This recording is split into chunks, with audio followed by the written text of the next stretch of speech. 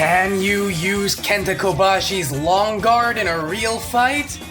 Let's find out. So last week I talked about whether or not you could use Kobashi's game plan for Ippo in a real fight, and I have received requests to talk about his long guard stance, so that's what we're doing today. Kobashi stands relatively upright in a bladed stance, his body turned to the side in order to minimize hittable area. His right hand protects his chin and his right elbow is tucked, protecting his body, while his lead hand is outstretched.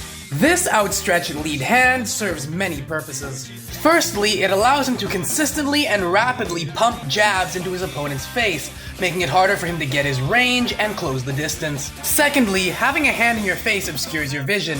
This makes it harder for your opponent to measure distance, and it hides your power hand, making it easier for you to set up a power shot. And third, it makes it easier for you to frame off of and lead your opponent should he ever slip your jab or step in to close the distance. Kenta also uses his lead hand to parry incoming punches. However, this stance does come with a few drawbacks. For starters, you have to be the same height or taller than your opponent, as having your arm outstretched doesn't do much for you if your opponent has longer arms than you and can just reach over and hit you anyway. Next, while an outstretched hand can be used to control your opponent can use it to control your guard as well. A good boxer would tap that hand down and come over it with an overhand right, and if you ever fell for a feint and tried to parry it, you would leave your head completely exposed. And if your opponent wanted to be really mean, he could punch your arm in order to take away your ability to use it.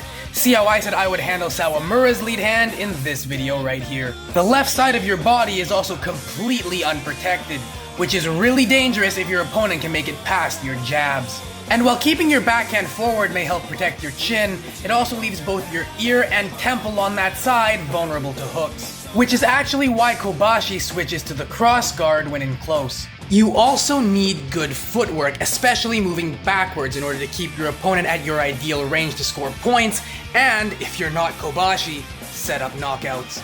So can you use Kenta Kobashi's long guard in a real fight? Yes!